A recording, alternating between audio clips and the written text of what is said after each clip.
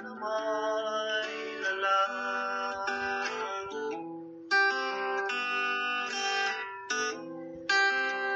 Walang suliranin, walang kalulasan, higante at bagyong pinagdaraanan. Siya ang magbibigay ng kaliwat, papawin ng kalulutan. Walang posible sa ating Panginoon, lahat kayang-kaya kahit anong hamon.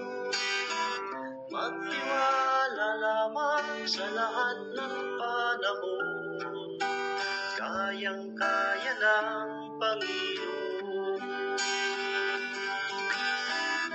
Huwag mangamba sa layunin niya, buhay ay may katiyakan, isupot magtiwala sa Kanya,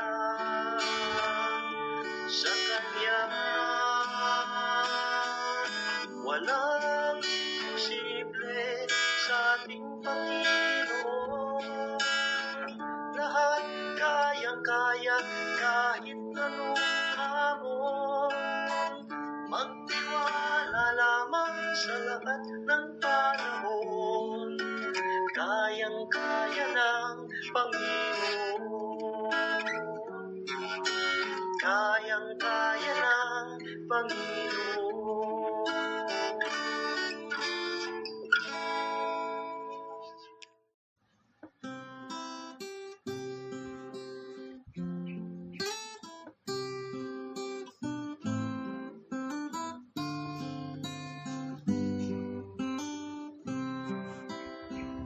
I lift my eyes on the hill, where does my help come from?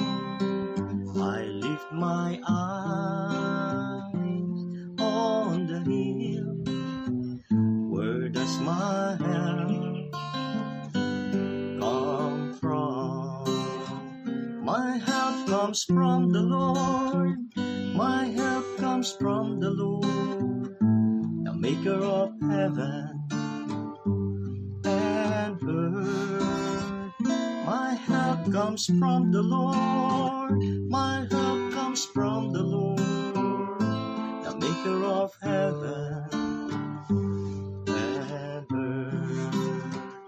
I lift my eyes on the sea, where does my help come from?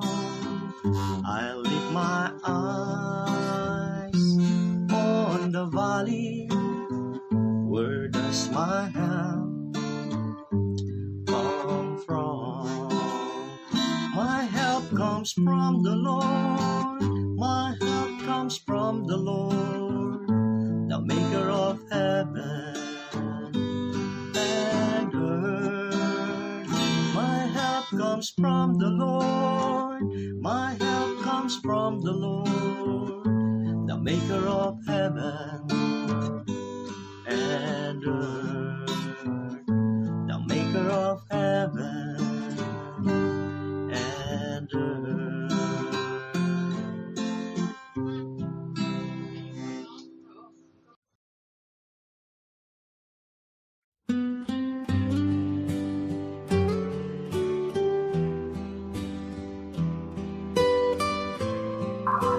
Magandang umaga po sa bawat isa. Good morning kay Sister Edith at kay Pastor Boyd yan sa Pangil, Laguna.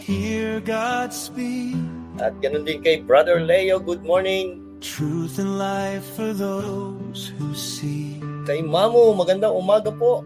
Every word a shining Sa mga light, kapatiran po natin diyan po sa Kalamba, guiding us both day sa Bria and Kalamba. night. Good morning po. Ganun din dyan sa Pili. Magandang umaga po sa mga kapatid natin diyan sa Pili, Camarines Sur. At ganun din diyan sa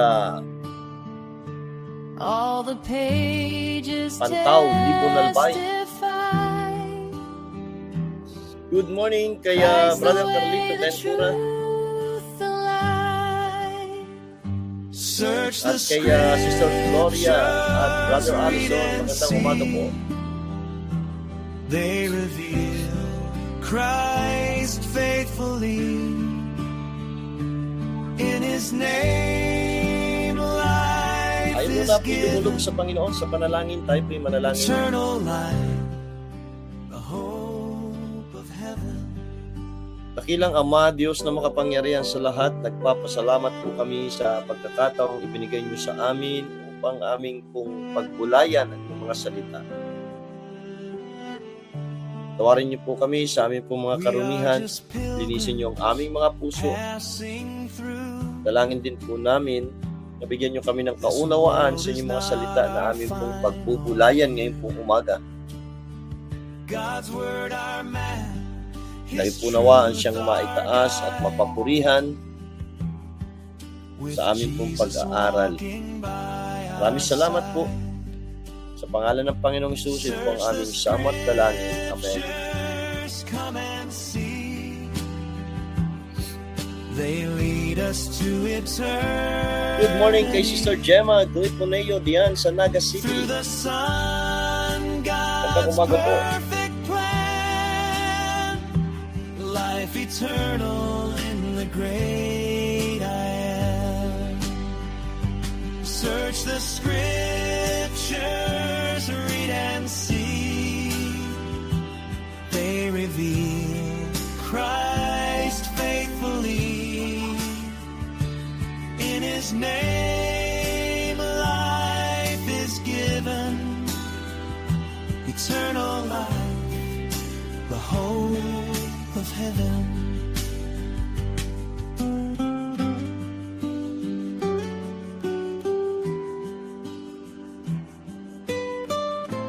Magandang umaga kay Sister Marian Pilao Sopenya at Brother Chris diyan sa New Zealand. Yan, dito po tayo sa Psalms chapter 78 at verse 40. Ito po yung ating pong pagbubulayan ngayon pong umaga. Magsisimula po tayo sa verse 40 hanggang verse 50. Dito po sa Psalms chapter 78. Magandang umaga rin kay Sister Zenny Serna. Good morning po. At kay Brother Florante.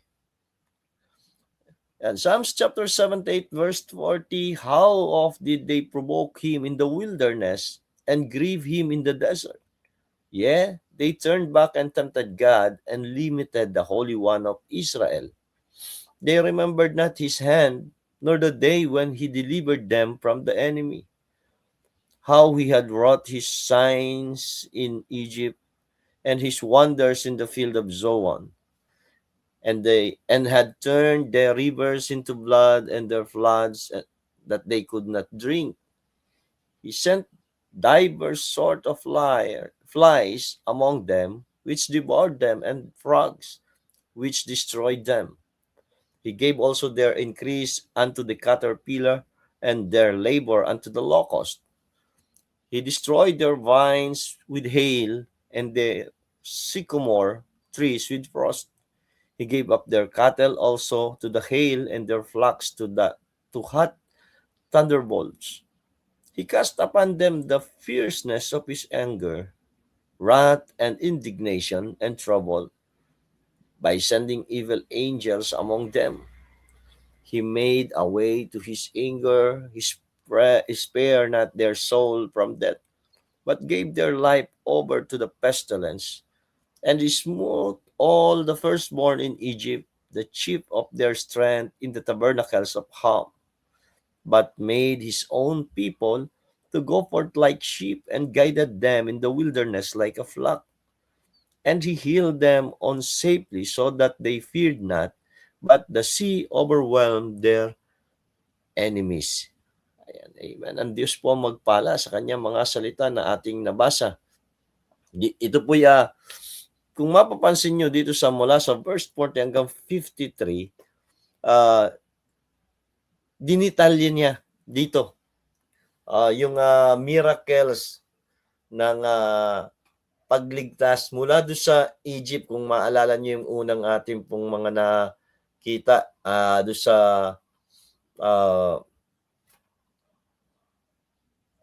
verse 9 ba yan? Kung di ako nagkamali. Yung ginawa ng Panginoon, pinakita niya dito yung miracle na ginawa ng Diyos doon sa Egypt para sila ay iligtas mula sa pagkaalipin sa Egypt.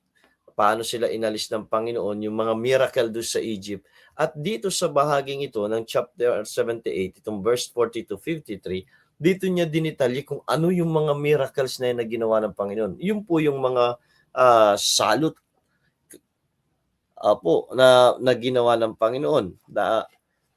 Kung maalala po ninyo kahapon, sa kabila kasi nung ginawa ng Diyos, ay naandun pa rin yung kakulangan ng pagtitiwala ng mga Israelite. At dito nga po, pinaalaala ulit nitong psalmist, ano ba yung ginawa ng Diyos? At ito po nga yung sabi ko nga nung mga nakaraan, ito po yung maganda laging maalaala natin sa ating pong buhay bilang mananampalataya. Yung ginawa ng Diyos, yung kanyang nakakagilalas na ginawa sa atin pong buhay mula nung tayo ay naligtas. Kung paano siya kumilos, paano siya gumawa sa ating pong buhay para tayo ay makakilala sa Kanya, para tayo maligtas. Kasi hindi naman tayo ang nagsumikap na malaman yung katotohanan o makilala ang Diyos. Kundi ang Diyos ang nagpakilala ng kanyang sarili sa atin. Parang kagaya ng kay Zacchaeus, di ba? Ang sabi ng Bible the Son of Man is come to seek and to save that which was lost. Hinanap talaga ng Panginoon o talagang sinadya ng Panginoon puntahan si Zacchaeus. Siya ang naghanap at siya rin ang gumawa ng lahat ng paraan para matagpuan si Zacchaeus. Hindi si Zacchaeus Bagamat doon sa punto, doon sa panahon na yon ay tumakbo pa si Zacchaeus at nag-inisip na doon daraan ang Panginoong Hesukristo at umakyat sa puno para lang makita ang Panginoon. Kaya dito rin, sa bayan ng Israel at maging sa buhay ng mga anak ng Diyos sa ngayong panahon, ganito rin po ang nangyari. Gumawa ng miracle ang Diyos para tayo maligtas. Dito pinakita inulit, dinitalye nitong psalmist yung miracle na ginawa ng Diyos. Yung kanyang pagkilos mula sa pagkaalipin nila sa Egypt, paano sila dun inilikas, paano nangyari na sila nakalabas. Ang sabi doon sa verse, how oft did they provoke him in the wilderness and grieve him in the desert? Sinasabi ng psalmist, bakit ganon? Lagi na lang kayong naghihimagsik laban sa Panginoon, laban sa Kaniya. Lagi niyo na lamang siyang pinoprovoke at lagi niyo na lang siyang pinalulungkot. Diba? Dito sa wilderness. Ito po yung sinasabi dito ay nung nakalabas na. Ang laging sinasabi, tinatanong dito ng psalmist na bakit ang dalas? Lagi niyo na lamang lagi na lang kayong naghihimagsik sa Diyos. Lagi niyo na lang siyang pinalulungkot. Sabi niya, verse 21, they turned back and tempted God and limited the Holy One of Israel. Diba? They turned back. Ito po nangyayari sa mga mananampalataya. Diba? Ginigrieve natin ang Holy Spirit ng Panginoon. Tapos tumatalikod tayo sa Panginoon, nanlalamig tayo sa Panginoon, hihina tayo sa Panginoon. May mga mananampalataya na talagang tumatalikod sa Panginoon. Diba? Yung mga nagbabackslide. At meron din na minsan itong nangyayari, nililimitahan natin. ang kakayanan ng Panginoon sa ating pong buhay. Kakulangan ng pananampalataya, kawalan ng pananampalataya. At madalas, ito po'y nangyayari sa atin pong mga anak ng Diyos. Diba? Kapag minsan na andun ka sa isang sitwasyon na mahirap sa tingin mo, hindi madali, mabigat sa iyong paningin, minsan nawawala yung yung pagtitiwala, yung pananampalataya sa Diyos. Mangyayari kaya ito? Di ba? Nakalimutan natin na ang ating Diyos na sinampalatayanan ay omnipotent God. Di ba? Nakalimutan natin na hindi lang siya omnipotent God, siya ay omniscient God. Omnipresent God. Unchangeable God. Alam po, ito po nakalimutan natin eh. Kaya ano po nangyayari? Dahil hindi minsan natin naaalala at nakatuon tayo doon sa kasalukuyang sitwasyon sa ating buhay, kasalukuyang kalalagayan, yung kung tayo man ay humaharap sa mabigat na kalalagayan o sitwasyon, hindi na natin minsan naaalala at doon tayo nakafocus doon sa pangit na sitwasyon, pangit na kalalagayan o condition sa ating pong buhay at nakalimutan na natin, sino ba yung Diyos na ating sinampalatayanan? Anong klaseng Diyos yung ating sinampalatayanan? Di ba? Nakalimutan natin eh. Kaya ano po si Apostle Paul, kung bakit sinabi niya sa mga taga-Pilipos sa kanyang sulat na I can do all things through Christ which strengtheneth me. Alam niyo po kung bakit hindi niya nakakalimutan sa kanyang puso, sa kanyang isipan kung sino ang Diyos na kanyang sinampalatayanan. Kaya ganun na lamang yung kanyang pananalita. Magagawa ko ang lahat ng bagay. Kaya ultimo kahit naandun siya sa kulungan, hindi niya grieve ang Panginoon. Dito, sabi dito ng psalmist diba? How oft did they provoke him and grieve him? At ganun din ganun din tayo. Minsan ganito ang ginagawa natin. Provoke natin at ginigrieve natin ang Panginoon. Minsan tumatalikod pa tayo. Kaya may mga Kristiyano na nanlalamig, nangihina. Minsan di mo na makita sa church. Hindi mo na makita minsan maglingkod. Hindi mo na makita sumama na mag-akay ng kaluluwa. Hindi mo na makita sa prayer meeting. Diba? Ito po at kahit saan pong simbahan, nakikita natin may mga ganitong nangyayari. Verse 42, they remembered not his hand, nor the day when he delivered them from the enemy. Nakalimutan nila. Hindi na nila naalaala yung kamay ng Diyos na kumilos, na gumawa nung araw na sila ay iniligtas mula sa kaaway. Ganon din sa mga anak ng Diyos sa ngayon. Nangyayari. Kaya minsan magtatanong tayo sa bakit siya hindi na siya dumadalo. Nakalimutan niya kung paano siya niligtas ng Diyos. O baka talagang hindi siya nakaranas ng pagliligtas ng Diyos. Diba? Amen. Opo. Baka hindi talaga nakaranas ng pagliligtas ng Diyos. Bakit ganon? Nabaliwala. Binaliwala niya sa kanyang buhay yung ginawa ng Panginoon para sa kanya.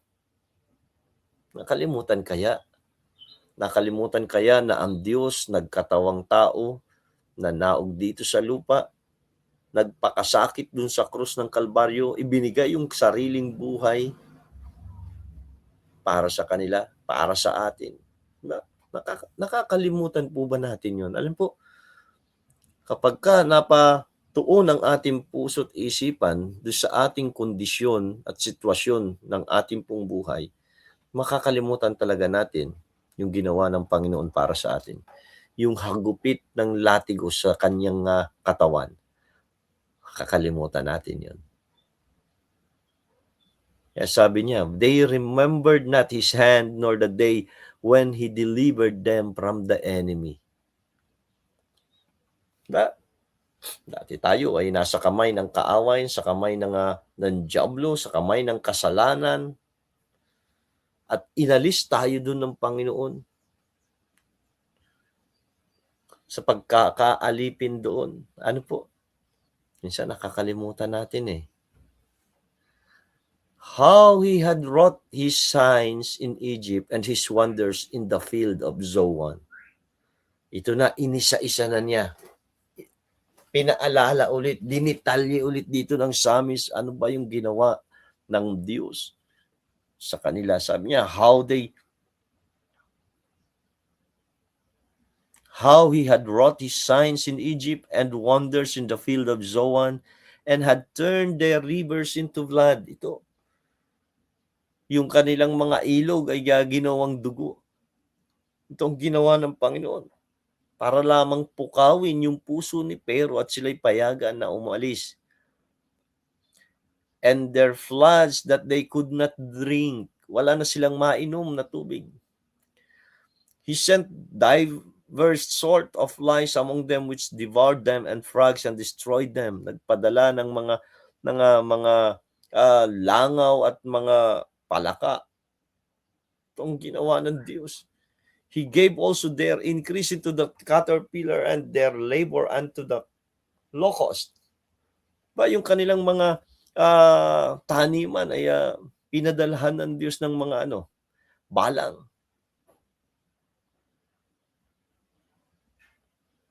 He destroyed their vines with hail and their sycamore trees with frost.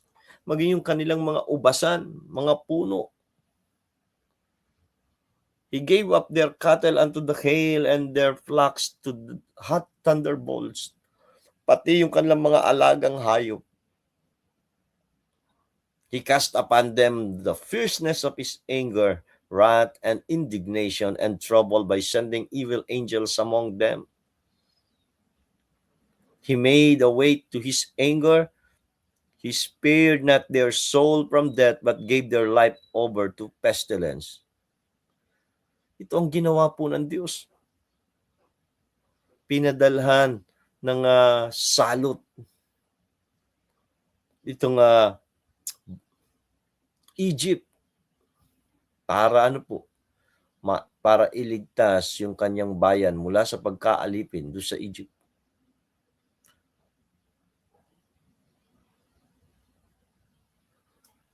And smote all the firstborn of Egypt and chief of their strength in the tabernacles of Ham, but made his own people to go forth like sheep and guided them in the wilderness like a flock. Ano po? Yung mga panganay do sa lupain ng Ehipto nangamatay.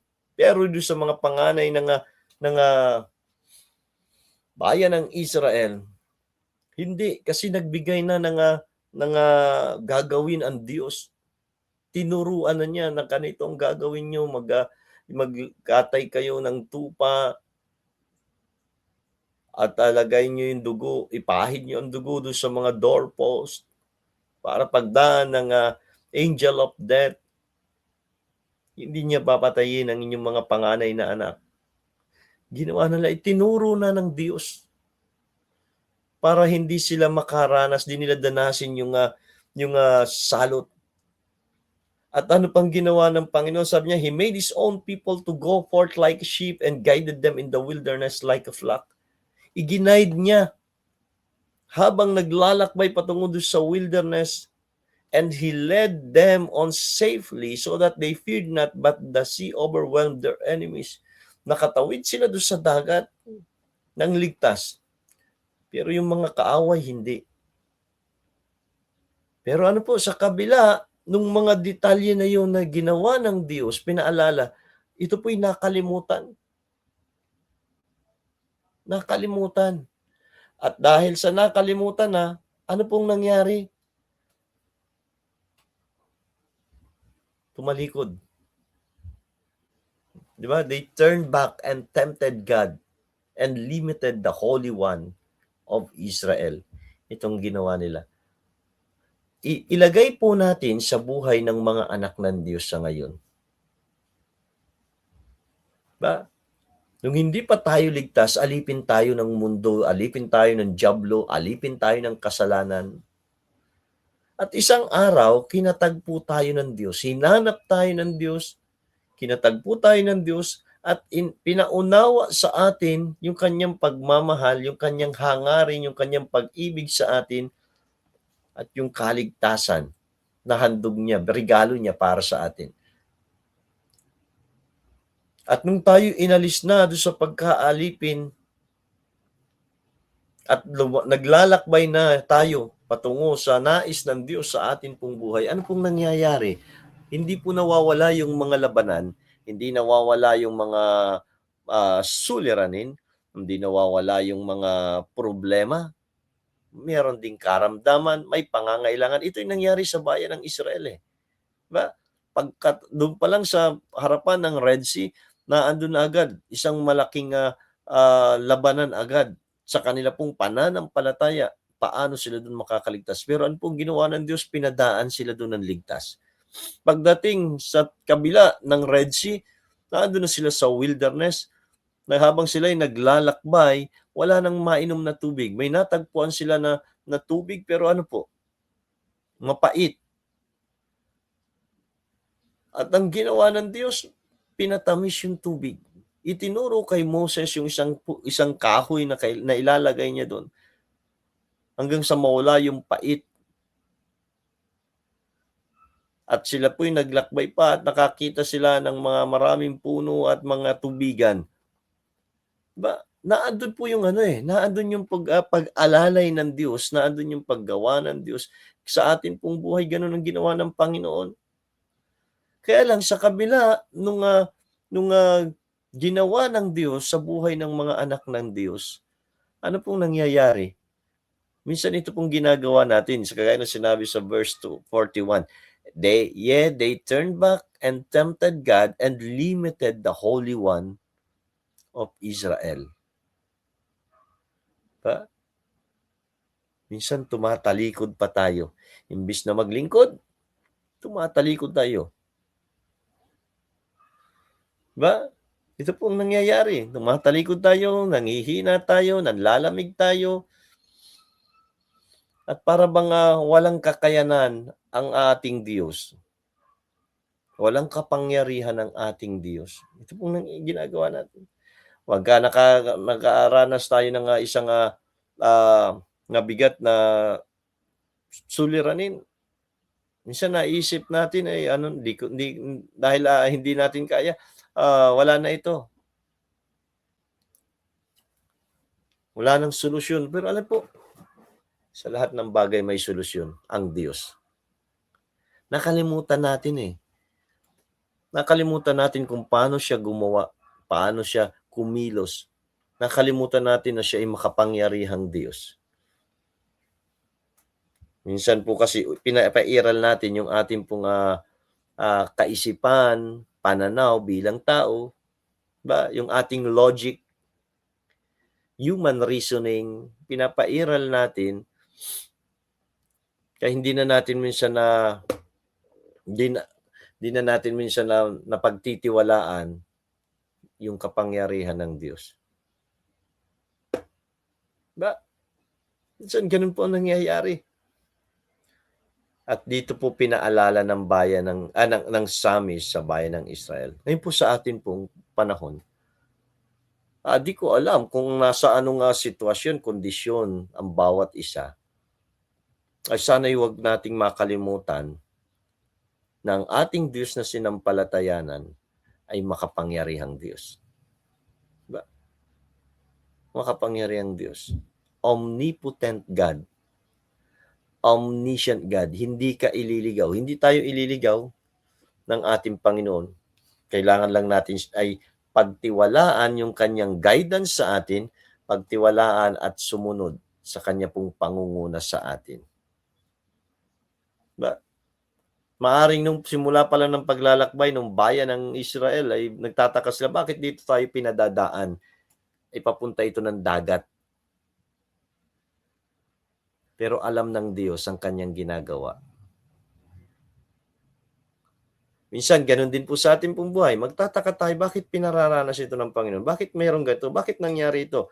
Ano po, pagtiwalaan lang natin ang Panginoon dahil alam ng Panginoon ang kanyang ginagawa. Minsan yung kaparaanan ng Diyos ay hindi natin na maunawaan. Pagtiwalaan lang natin siya. Opo, pagtiwalaan lang natin siya. At sumunod lang tayo, di ba? Inaawit pa natin yun eh. Trust and obey, for there's no other way to be happy in Jesus but to trust and obey. Po, pagtiwalaan lang natin siya at sumunod tayo. Dahil sa kahit na madilim pa sa atin yung ating para bang mahamog, para bang naglalakbay ka sa isang lugar na mahamog, madilim at di mo pa maaninag yung pupuntahan, pero kung pagtitiwalaan natin ng Diyos kahit madilim pa sa iyong paningin, yung iyong tinatahak, alam po, makakarating tayo ng ligtas sa ating paruroonan. Kung pagtitiwalaan natin ang Diyos na siyang nangunguna sa ating pong buhay. Kaya ito po'y paalaala sa atin bilang mga anak ng Diyos. Kung darating tayo dun sa punto ng ating pong paglilingkod, buhay, pananampalataya na hindi natin maunawaan, nahihirapan, nabibigatan, alalahanin natin kung paano siya gumawa nung mga nakaraan sa ating pong buhay, paano siya nag-provide, paano niya tayo iningatan, paano niya tayo niligtas. Alalahanin natin yung ginawa ng Diyos. At wag natin siyang talikuran. Po, minsan itong nangyayari, natutukso yung mga mananampalataya na talikuran ng Panginoon. Huwag nating talikuran. Alalahanin lang natin. Ito nga, ginawa na niya noon. Kaya niya ulit gawin ngayon. Tayo po'y manalangin, Panginoon, maraming salamat po sa paalaala ng inyong mga salita na bagamat may mga panahon, pagkakataon na kami nanlalamig, tumatalikod, nanghihina, amin lang po palang dapat alalahanin ang inyo pong ginawa sa amin, para sa amin. Patawad sa amin pong mga pagkukulang, mga kahinaan, mga pagkakamali, at hinihiling po namin na patuloy niyong paunlarin ang aming pong buhay pananampalataya. Pagtibayin ang aming pong espiritual na buhay. At masumpungan niyo kami, Panginoon, na nananatili, nagtatapat, gumagawa para po sa inyong kaluwalhatian. Dalangin ko po ang inyong mga anak, biyayaan ng kalakasan, hindi lang pisikal, lalo tigit sa espiritual. Sa mga may karamdaman, Panginoon, ay kagalingan sa kanilang karamdaman. Sa mga may pangangailangan, Panginoon, alam ko po na meron na kayong probisyon, nawa ay maging matyaga lang sila na hintayin ang inyo pong panahon ng pagkakaloob sa kanila ng inyo pong probisyon. Sa mga Panginoon, sa mga may suliranin, kayo po magbigay ng solusyon sa kanila. Ganon din po, Panginoon, sa mga kapatid namin na nagbubiyahe, pumapasok sa eskwela, pumapasok sa trabaho. Dalangin po namin ang inyo pong proteksyon sa buong maghapong ito at sa kanilang mga gagawin. Kayo po, Panginoon, siyang pong manguna. Bless nyo rin po ang inyong mga lingkod na inyong tinawag, inilagay sa inyo pong gawain, mga misyonero sa iba't ibang bansa, maging dito sa amin pong bansa, Panginoon, ang kanilang mga ministeryo na pinagkatiwala niyo po ay pagpalain at palaguin. Ganon din po, Panginoon, ang kanilang mga kalusugan ay ingatan, kanilang pamilya, probisyon sa anumang kanilang pangangailangan. At amin din po, Panginoong, hinihiling ang inyo pong gabay at pangunguna sa buong maghapong ito. Kayo po nawaan siyang mahayag sa amin pong mga buhay at patutuo. Maraming salamat po. Pagpalain niyo po ang inyong mga anak. Ang lahat ng ito ay aking samo at dalangin sa pangalan ng Panginoong Hesus.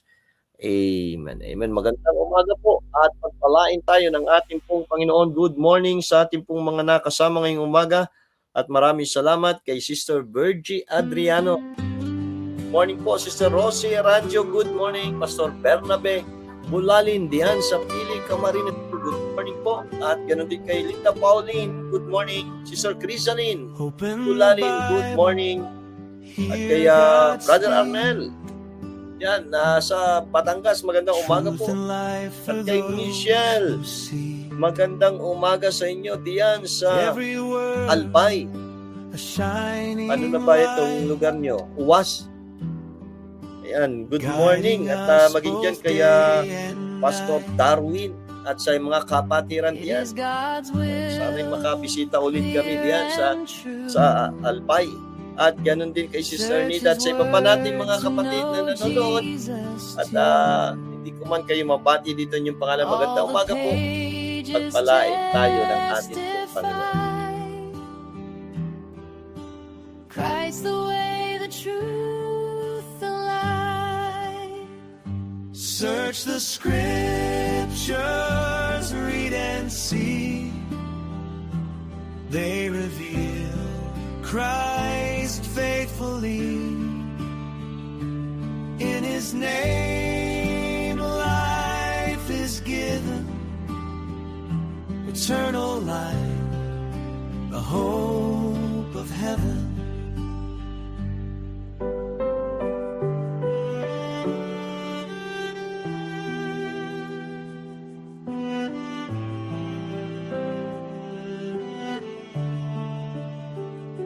We are just pilgrims passing through.